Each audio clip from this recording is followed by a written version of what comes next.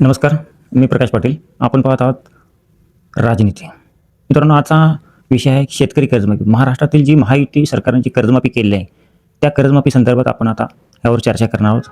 आज महाराष्ट्रामध्ये जर बघितलं तर थकीत कर्जदार आणि नियमित कर्जदार. थकीत कर्जदार आणि नियमित कर्जामध्ये शासनाने जो फरक केला आहे, त्यामुळे महाराष्ट्रामध्ये असंख्य शेतकऱ्यांच्यामध्ये असंतोष पसरलेला आहे.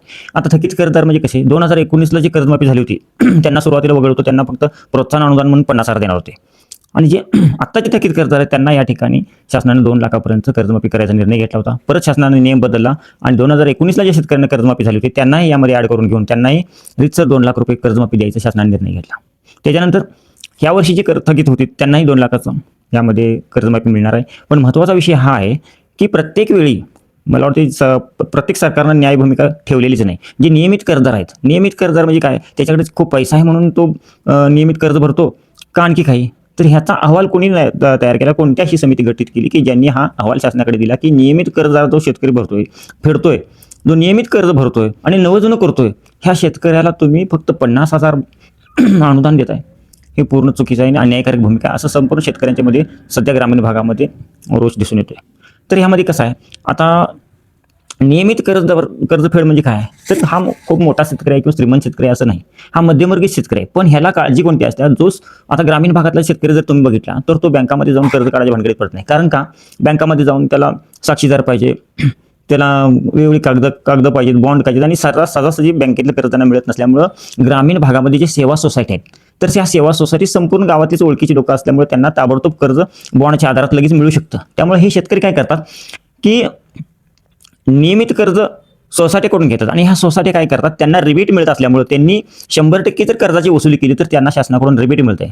ह्या हट्टापायी ते काय करतात, प्रत्येक शेतकऱ्याकडून 100% वसुली प्रतिवर्षी ते करून घेतात आणि ह्याचा त्रास हा ग्रामीण भागातल्या शेतकऱ्यांना होतो. म्हणजे तो काय करतो, ह्यांच्या तगाद्यामुळं तो काय करतो की प्रसंगी सोनं गहाण ठेवायचं, पाहुण्या रावळ्यांच्याकडनं जाऊन आणायचं पैसे किंवा कुणाकडनं तर उचलून आणायचं आणि ते पैसे भागवायचं, सोसायट्यांचं कर्ज भागवायचं आणि लगेच दुसऱ्या दिवशी त्यांना चेक दिला जातो, लगेच दुसऱ्या दिवशी नवीन कर्ज दिलं. तर म्हणजे नवं जुनं करणं ह्याला ग्रामीण भागामध्ये म्हणतात की जुनं कर्ज भागवायचं आणि नवीन घ्यायचं दुसऱ्या दिवशी लगेच. म्हणजे ह्याच्याकडे पैसा आहे का, हा का खूप श्रीमंत शेतकरी आहे का, तर असं काहीच नाही.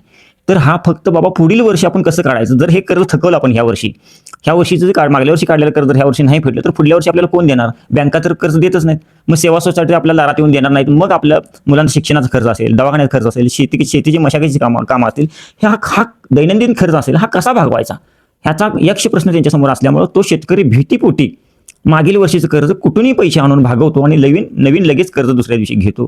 याला नवं जुनं म्हणतात. तर ह्याचा शासनाने वेगळा अर्थ काढून ह्या शेतकऱ्याला कायमच अन्यायकारक भूमिकेत ठेवलेलं किंवा अन्याय केलेला आहे ह्याच्यावरती आणि ह्याला कधी ह्यांना कर्जमाफीतून सूट मिळाली नाही. नियमित कर्जदार म्हणजे हा श्रीमंत असतो म्हणून याला फक्त 25,000 असेल, ठाकरे सरकारच्या वेळी 25,000 अनुदान दिलं होतं, तर ह्या वेळेला 50,000 म्हणजे काय होते सांगा, हा आपण शेतकरी कर्जदार आहे. त्यामुळे इतर शेतकऱ्यांच्या सारखंच यालाही फक्त 50,000 अनुदान न देता 2 लाख रुपये याला हे अनुदान कर्जमाफीसारखं मिळालं पाहिजे, असं संपूर्ण ग्रामीण भागातल्या महाराष्ट्राचं चित्र आहे. त्यामुळे शासनाने ह्या शेतकऱ्यांचा दुःख आणि यातना लक्षात घेऊन इतर शेतकऱ्यांसाठी बहुसंख्य शेतकरी हे सुद्धा नियमित कर्जदार हे संख्येने मोठ्या स्वरूपात आहेत, त्यामुळे यांचाही कर्ज 2 लाख रुपये देऊन माफ करावे असं संपूर्ण महाराष्ट्रातील जनतेची शेतकऱ्यांची इच्छा आहे.